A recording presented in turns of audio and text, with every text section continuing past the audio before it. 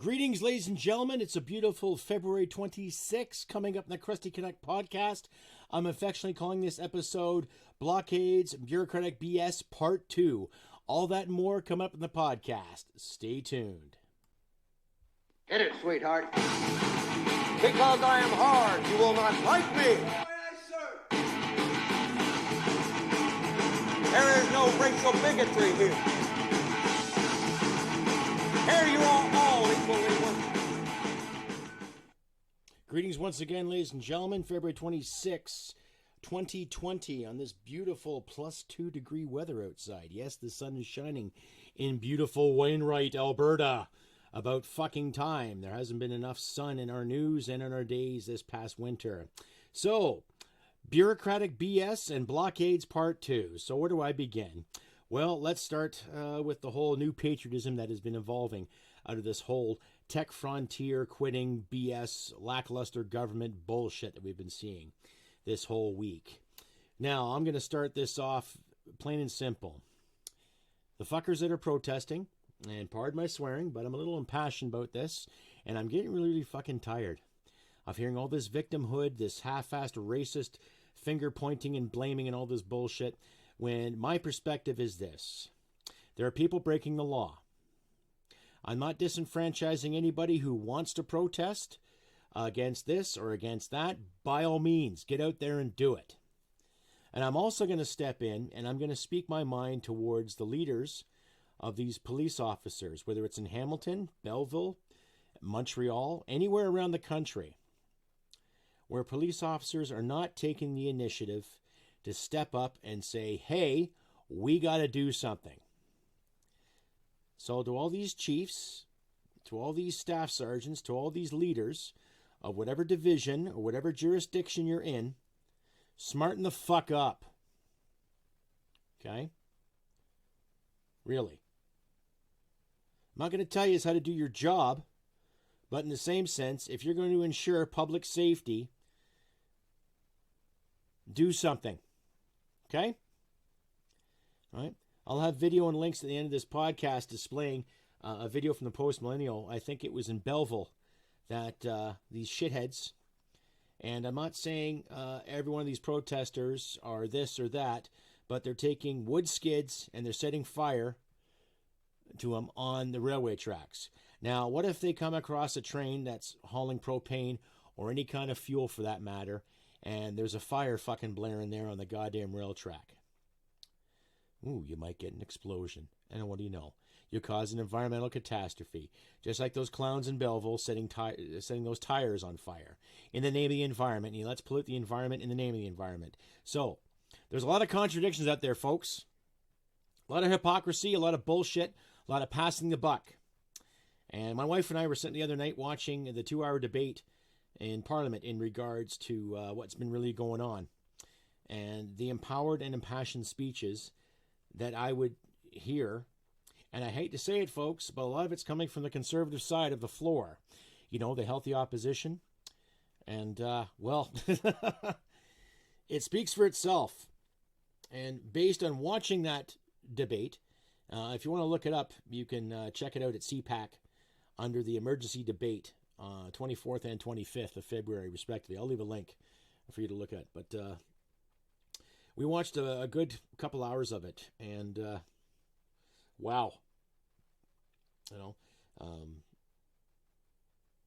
a lot of our representatives, a lot of the people out there protecting and guiding the ridings that they solely represent are standing up and speaking for Canadians all over the country, not just out here in the West, not just a handful of people up north, Canadians as a whole. Okay? Now, regardless of what your stance is on the whole native rights and the Wet'suwet'ens and the Mohawks and the Kanastagis and all that other good stuff that's been going down, there's a video that I saw the other day from a guy named Harley Monroe. Lives in northern Saskatchewan, or was raised in northern Saskatchewan, and works for a living, put himself through school, has his trade tickets. The man is brilliant, and he had such an empowered and impassioned video. And I'm going to add it to the links here. It was just phenomenal what this man was saying. And there's another a friend of mine out there. His name is Wun Feather. He has written some beautiful essays in regards to all this strife that the government stands by and watches happen, and basically sums up what it means to be a Canadian. And both of them have said Canada first, right? And both of them have questioned the federal government and the band governments from all nations being represented in this dilemma. And it's funny because they don't think collectively, and they don't think as a conglomerate. They think as individuals. They acknowledge their roots and their heritage, but they also acknowledge where they're living. And not only that, I heard so much power coming out of their words and their stance. I was just, boom, guffaw. It's like seeing a rock star. It's like meeting your rock star for the first time. It was just fantastic words these men were displaying. So I'll leave the links to their essays and their videos respectively at the end of this podcast. But I had to get up and say something again. More blockade bullshit coming down. Like I said, they're setting fires, setting fires to skids and leaving them on the railway tracks. So now they're loitering, they're being vagrants, and now they're damaging property. And reporters can't go on the scene and talk to these individuals to get the story because they'll be threatened to be arrested. And I'll leave a link from the Rebel media there. David Menzies had something there today, or was it early yesterday? Anyway, the date will be there, where he was trying to interview people and threats by the cops for trespassing for his own personal safety. And yet all these vagrants, and I will call them vagrants because they're not protesting too much. They're just lying around portraying the victim mentality, talking about the environment, saying they're standing in solidarity, and yet Tech Frontier has been canceled out here. So in a way, they won their little battle, but they're still harping about the frickin' pipeline from Dawson to Kitimat, respectively. So, and yet the majority of the people there voted yes to the development after, 10 years of discussion, negotiations, and hearsay and naysay and all that other good stuff? Yeah. And there's still a handful of people holding out. So basically, a minority of persons, whether they're foreign funded or not, are still holding things at ransom here. Now, as a firm believer in liberty and living and doing things by your own means, don't hit people and take their stuff. None of these people want freedom. None of these people want democracy. They think they're helping the environment. They're setting fire to railway tracks, setting fire to tires, and they're threatening progress. They are threatening the infrastructure as we know it. And yet the federal government, now the cops are there. They've arrested a few people here and there. But it's not enough. It's not enough. Now, I'm going to pose a question to all my listeners out there. What if all the veterans got together, right? Myself, a few of my other friends, a few of the people I correspond with here, some of our serving members that are on their way out due to injuries, due to operational stress and all that good stuff. What if we decide to go down to the Trans-Canada Highway and set up a blockade there? What do you think would happen to us, right? What do you think would happen to our sorry souls and our bodies and shit if we decided to take a bunch of wood and a bunch of lumber and a bunch of barbed wire and other pieces of junk and tires and garbage and a few propane cans for shit and giggles to keep us warm, right?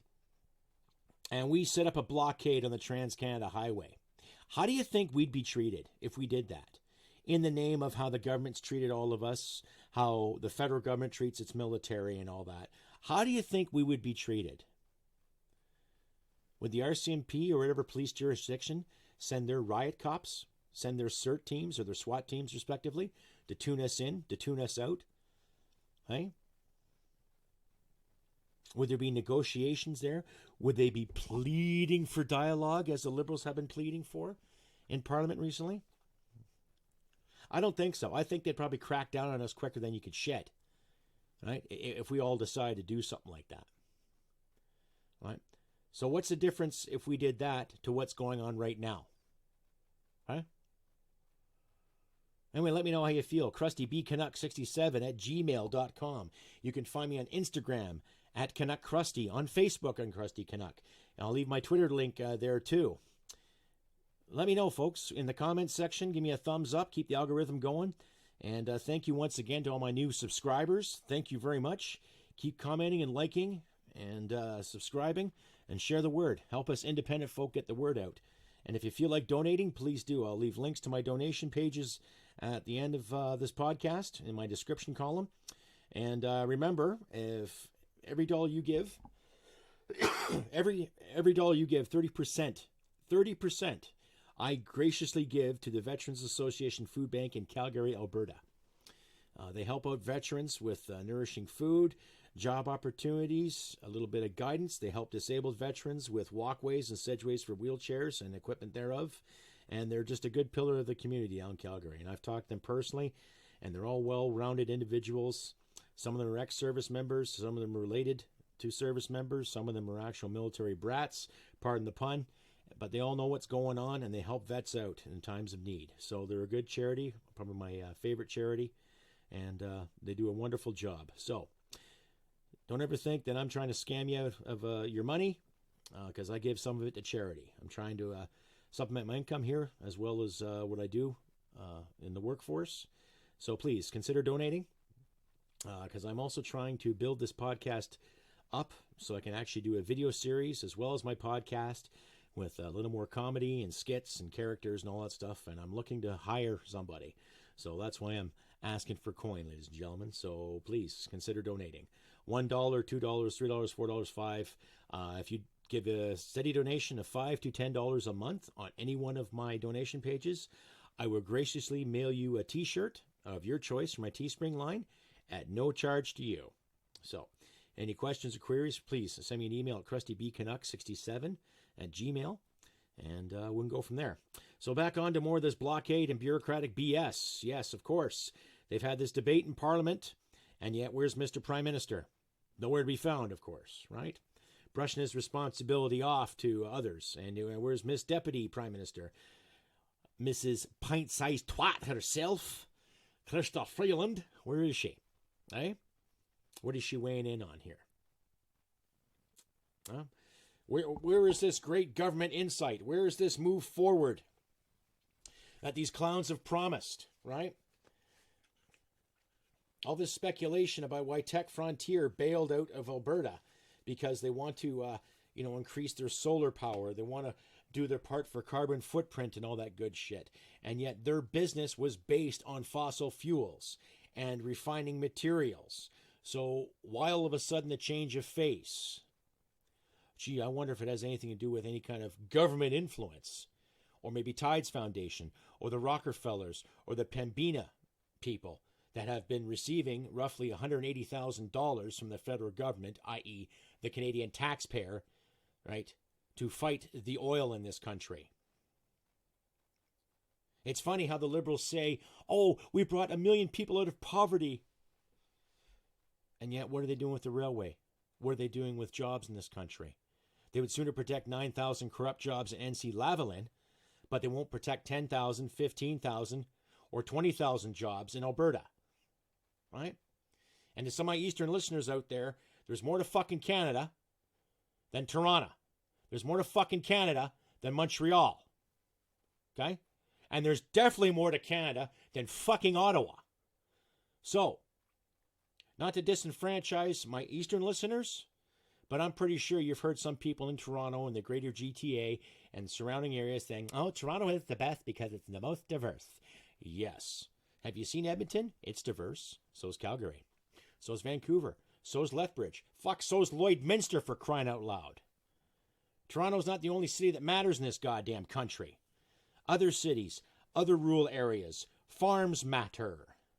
I'll leave a link to the video about the farmers' strife, too. They've recently had a conference in Ottawa, and they're talking about the ridiculous mandates that the government has when it comes to propane for farmers to warm and dry their grain so they can get it to market efficiently. Okay? And it brings me more to the carbon tax. Alberta recently just said, and the Supreme Court of Alberta recently just said and declared that the carbon tax is unconstitutional. And you're fucking right, it is. We've already got GST. We've already got to pay income tax on everything we goddamn earn. And now we got to spend another, 80 cents or more for fuel? Another couple of bucks a day to heat our homes. Not to mention the ridiculous prices that farmers have to pay to dry their products to get it to market, right? In the name of the environment. We both know it's a goddamn tax grab, ladies and gentlemen. We both know it is. So you can't dress up a shit sandwich anymore and call it a submarine, right? You can put all the lettuce and tomatoes you want on it. It's still a shit sandwich. But I want to see these fucking government officials take a bite of their own shit sandwich, right? I want to see these clowns come out here and try to work 40, 45 hours a week with minimal resources.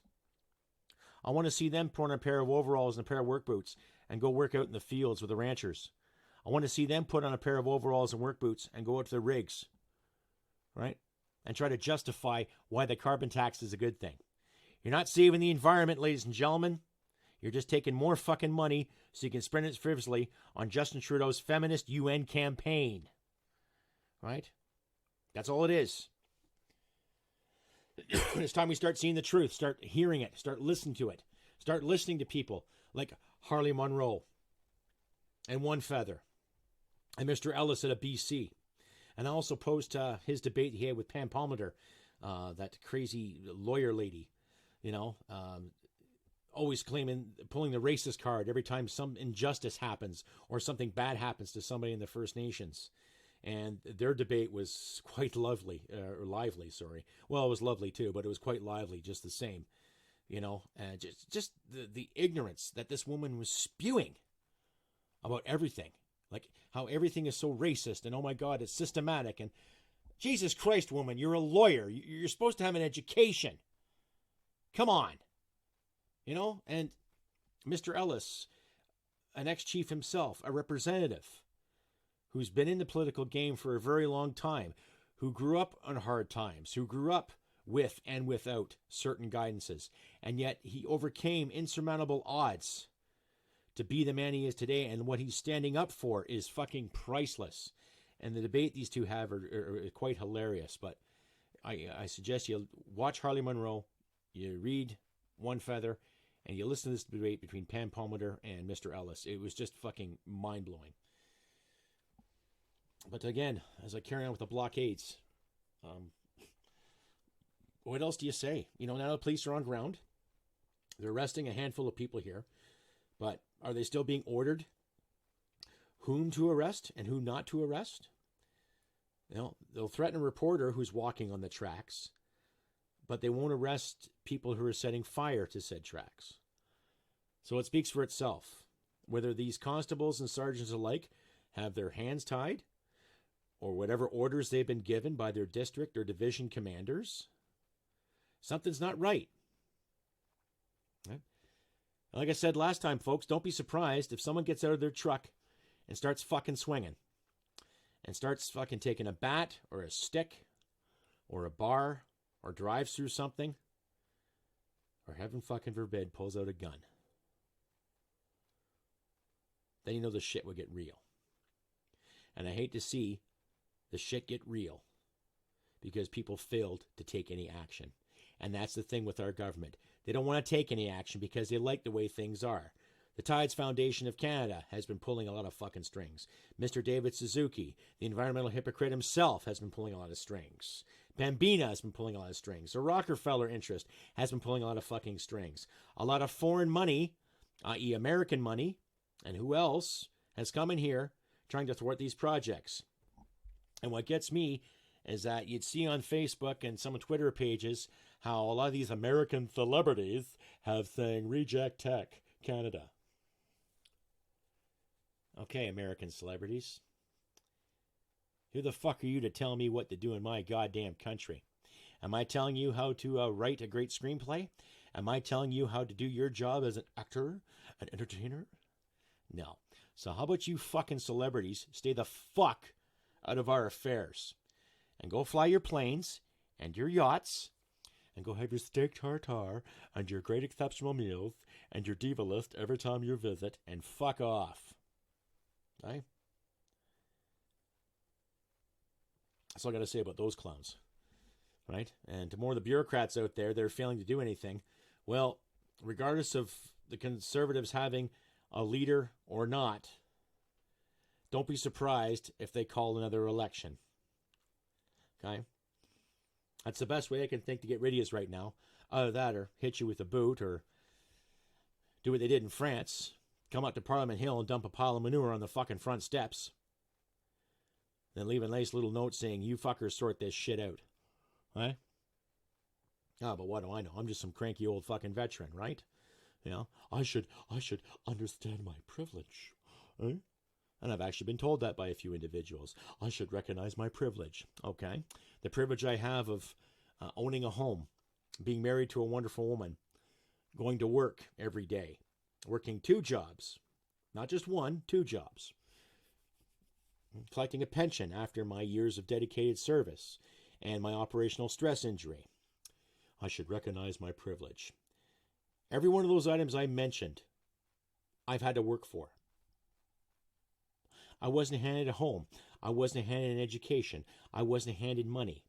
Well, I'm technically being handed money because I did 20 years of work, but that was 20 years of serving I had to do to get that. Now, when I look at these kids, and I will call them kids because they're acting like children, they won't talk to the media, they won't talk to Rebel, they won't talk to this guy, they won't talk to that guy. They got masks on, setting fire to the tracks, burning tires, causing shit, telling people to go away, get off our land, and yet they still fail to realize that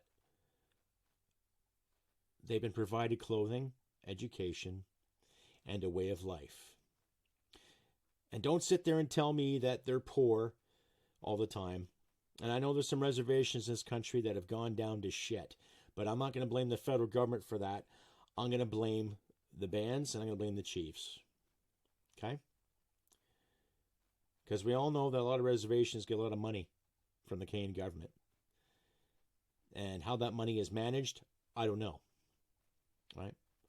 It's funny how we can be audited at a moment's notice when it comes to the money that we make, that we work for. Right? But what do? Right? It's not racist to ask that question, though, by the way, folks. It's not.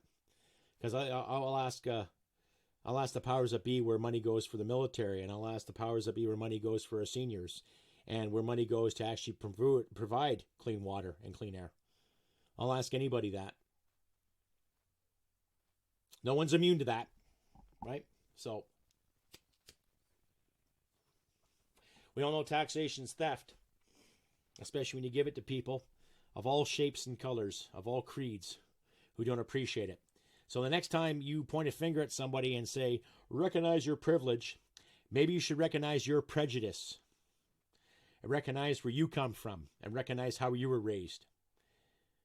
Right? And stop blaming people for your poor fucking decisions. Right? You choose to smoke a cigarette, you deal with the consequences. You choose to drink some whiskey, you deal with the consequences. You choose to drive a car and try to steal someone's property, you deal with the consequences. That goes for everybody. Doesn't matter what color you are. Doesn't matter what gender you are. Doesn't matter what language you speak. Doesn't matter what you believe in. Doesn't matter how you identify. You're supposed to be a responsible fucking adult when you hit the age of 18 in the eyes of the law. You break the law, you get punished. Right? You think you deserve special treatment because you're standing for something? No. You think you get special privileges because you represent this group of society or that group of society? No. And the moment you're denied that special privileges, what, everyone's racist? That's always the easy card to pull. Oh, it's racist, that's racist. You know what's funny? 6 years ago, we didn't have all these so-called racial problems, and yet they've come out of the woodwork. I wonder why.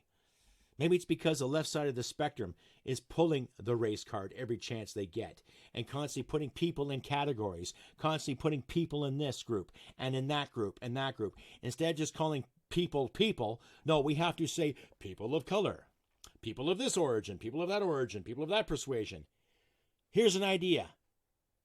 Start saying people who happen to be something. Right? I got a lot of respect for the First Nations, but I've got no respect for piss poor leadership. And that's in all walks of life. Doesn't matter if a woman's in charge, doesn't matter if a man's in charge, doesn't matter if a 5'2" transvestite with a glass eye And fucking rollers for fucking fingers is in charge. We're people. So, put the race card away. Quit bitching about so-called oppression when you're causing the oppression.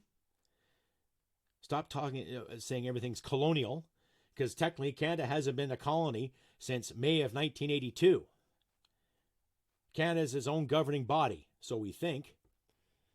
But based on the Tides Foundation, Tides US and Tides Canada, and the Rockefeller influence, and everybody else who wants to weigh in on stopping oil and tech industries in this country, yeah, we'll see. But needless to say, it's not colonialism. It's people trying to get along, people trying to progress, trying to make this democracy work again. Unfortunately, you have people on both sides of the fence who really don't give a fuck. But you got patriots such as myself, Harley Monroe, Wun Feather, right? Raging Humanist, right? Just to name a few who are standing on guard for thee. Anyhow, that has been my part 2 of the whole blockades and bureaucratic bullshit for this 26th of February, 2020. I say again, if you like what you hear and what you see, by all means, give me a thumbs up in the comments. Don't forget to click the little bell to keep the algorithm going. And share around. And don't forget to comment too. Help us independent folk get ahead. And if you'd like donating, please do. I'll leave links at the bottom and in the description. And on this 26th February, I've been Krusty Canuck. And remember, ladies and gentlemen, look after your loved ones. And remember, humanity and merit wins the day. Take care, and we'll see you next time. Bye for now. Hit it, sweetheart. Because I am hard, you will not like me. There is no racial bigotry here. Here you are.